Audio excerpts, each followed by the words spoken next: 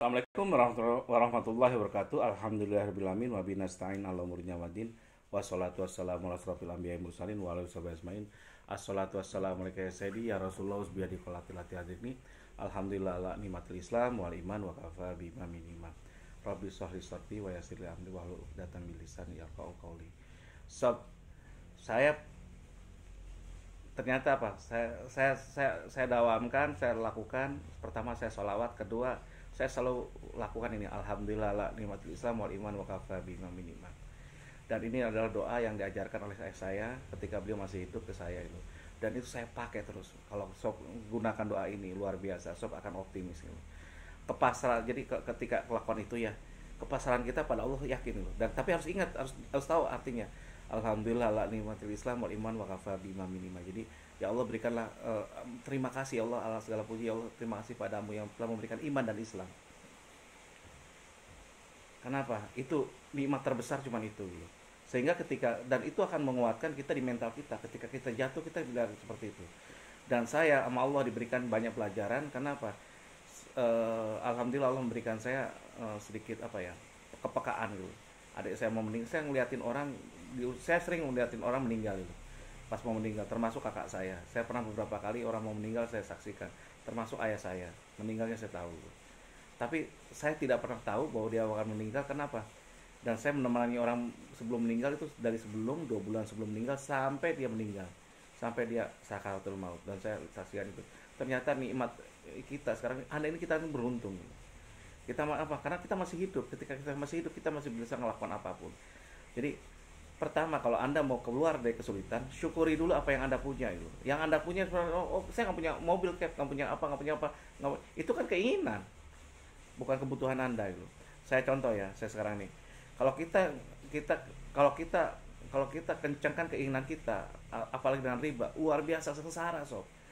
Oh, cap motor itu kan saya butuh kebutuhan, iya betul, motornya kebutuhan, tapi kalau mereknya anda tentukan, itu berarti keinginan gitu. Memang saya ada saya pengen, keinginan saya pengen beli Harley. Motor harganya 500 jutaan itu. Saya pengen banget gitu. Karena teman saya hampir semuanya udah punya itu. Selevelan saya. Saya mampu saya beli. Terus saya beli kagak, ogah. Gitu. Karena kebutuhan saya yang lain masih belum terpenuhi gitu. Jadi kewajiban saya juga masih belum dijalankan dengan baik gitu. Jadi intinya itu. Jadi kenapa saya nggak beli? Saya beli sekarang kayak Harley, kayak ini modelnya. Tapi itu pun saya tukar motor saya dari Benelli ke Benelli lagi, yang tapi udah dimodif gitu. Dan luar biasa, cc-nya masih kecil, bawaannya enak ya udah. Dan motor saya harian saya itu bukan yang ini, bukan murah. Saya hanya beli 2,3 jutaan lah, beli itu motor apa? Motor Kingko yang dipretelin semua itu. 3 jutaan. Saya malu mau gunakan itu enggak itu. Nikmat aja.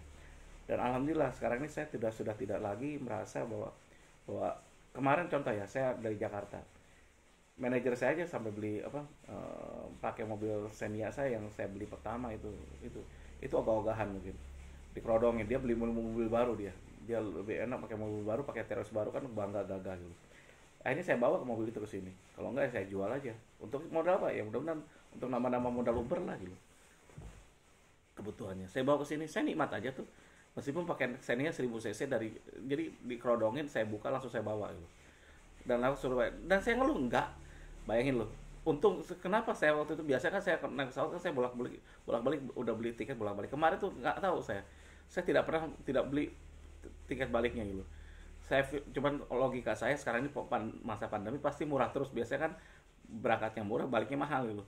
Dan saya nggak lakukan itu, ternyata betul. Akhirnya pas saya lihat mobil kantor saya digunakan di Jakarta, saya kan punya kantor Jakarta, workshop juga yang dikerjakan adik saya, dan dia dapat rezeki beli mobil baru, akhirnya nggak dipakai mobilnya saya. Udah saya bawa gitu, saya bawa ke sini, dan saya bawa dari Jakarta ke Bali loh, luar biasa, masih nikmat, happy terus bawaannya. Kenapa?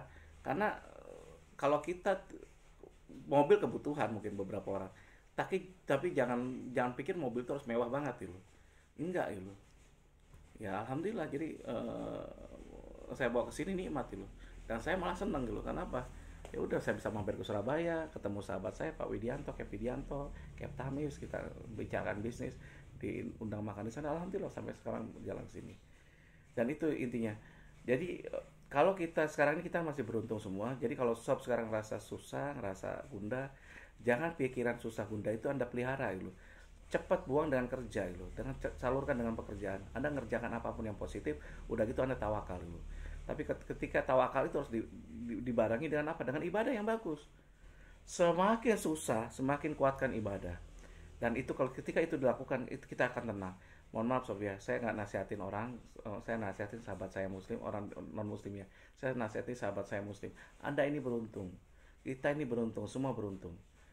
Jadi kita masih keadaan iman dan Islam. Sahabat saya itu dapetin Islam, keislaman yang itu luar biasa sob, perjuangannya. Sampai dibuang dari keluarga segala macam-macam karena saya bergaul dengan banyak orang China gitu. Dan alhamdulillah ketika mereka dapat ibadah, mereka lebih rajin daripada biasanya gitu, daripada orang-orang muslim kebanyakan, karena itu kenikmatannya gitu. Kenapa kita yang dengan mudah dapat keislaman tidak bisa menikmati keislaman kita? Rugi sob, rugi. Jadi intinya apa? Saya dulu termasuk saya dulu ya, dia bilang sesuatu yang sunnah ngapain harus diwajibkan gitu. Karena saya kagum lihat, bukan kagum, terheran lihat orang sering sholat duha itu kayak kewajiban gitu. Saya belum duha, cari tempat gitu. Ya udah. Atau ada satu teman sahabat lagi yang sering tahajud, saya terus tahajud dulu, saya nggak masuk akal darinya. Kalau kita pakai akal nggak masuk dulu, tapi kalau kita jalani sob, lain ceritanya. Dan saya jujur saya masih, kalau duha saya ya nggak bisa rutinnya, tapi tahajud sekarang saya coba rutinkan. Ternyata apa? Menimbulkan kepekaan luar biasa, ketenangan luar biasa, kebahagiaan luar biasa itu.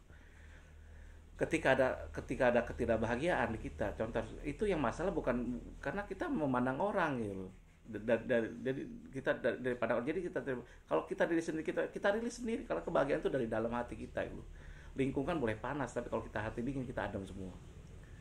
Kita kan kadang kenapa kita kok saya udah gini kok nggak bahagia, karena Anda mandangnya di luar, kebahagiaan dari orang, kacamata orang lain gitu loh, kacamata keluarga kita atau kacamata siapa. Ketidakbahagiaan orang lain ditimpakan, orang kan egois kadang, atau istri kita tidak bahagia, dia ditimpakan ketidakbahagiaannya ke kita supaya kita bisa bahagiakan mereka gitu. Enak aja, kebahagiaan itu di dalam diri dia gitu. Saya ke istri saya gituin, saya nggak bahagia, itu urusan lo, bukan urusan gua udah bahagia gitu. Masa harus gini loh, dia pikirannya bahagia itu saya harus ngelakukan kayak apa yang dia inginkan, nggak bisa. Kita juga gitu, kita bahagia ketika anak kita nurut atau apa, kita bahagia itu hanya bonus sob buat bagi saya. Jadi intinya bukan itu ininya. Kita kalau anak kita nggak, kenapa? Coba Anda lihat ya, banyak sekali ujian dari orang-orang. Nabi pun diuji dengan anaknya, dengan istrinya. Orang banyak kiai yang anak-anaknya kadang nggak, untuk beberapa orang diuji sama Allah itu. Kenapa? Tapi kalau itu ujian kebahagiaan, bisa nggak, mampu nggak ngelewatinya? Karena itu ujian bagi kita gitu. Kalau anak kita nggak nurut, kayak kita sekarang nih, kita buktiin aja bahwa kita dengan aksi aja. Anak sekarang kan kalau diomongin susah, sholat, tapi kalau kita sering tahajud kan anak lihat gitu. Mau nggak mau pas bagus kok ayahnya salah tahajud terus, kok anak-anak enggak, ayahnya kan mau juga, dia agak nurut juga. Ya kita baik-baikin aja ngomongin dulu. Jadi jangan digadaikan kebahagiaan kita untuk jadi pemuas kebahagiaan orang lain, nggak mau saya. Bagian saya nggak peduli. Akhirnya apa? Lambat laun akhirnya ngerti. Oh gitu. Jadi saya pun nasihatin istri saya tidak serta merta. Kan pengennya kita orang bahagia itu istrinya baik, soleh, anaknya. Oh itu sempurna sob. Itu kaleng-kaleng, itu hanya orang paling beruntung aja, Allah mah gimana ya. Kalau saya ini orang yang beruntung yang Allah kasih dengan cara apa? Dengan cara yang usaha itu kita ininya. Jadi jangan egois untuk diri kita sendiri. Jadi sob, kalau mau bahagia itu dalam diri kita itu. Terus yang kedua, Anda ini udah bahagia karena modal udah ada, Anda masih hidup gitu. Ketiga, kita ini iman dan Islam. Karena itu kebahagiaan sendiri gitu. Apalagi yang kurang. Sepanjang kita masih bisa makan, sepanjang kita Allah masih memberi kebaikan, sepanjang kita masih makan. Oke, makannya saya nggak bergizi loh. Anda kan berpikir nggak bergizinya gitu. Yang penting kebutuhan kita makan, masukin makanan ke dalam mulut. Ya udah selesai, hanya nasi tok atau nasi yang keras yang masalah. Yang penting bisa mau makan dulu. Oke, ngomong karena Anda kaya atau enggak, saya apapun jadi itu. Jadi itu aja. Mudah-mudahan sob ya. Ini kalau saya banyak kan, kalau oke nasihatin aja so hebat kan. Ya saya masih belum hebat gitu. Makanya saya ngomong seperti ini biar Allah nambahkan kehebatan ke saya gitu, keilmuan saya. Saya gudangnya salah, saya gudangnya kurang. Wabillahi taufiq wal hidayah. Wassalamualaikum warahmatullahi wabarakatuh.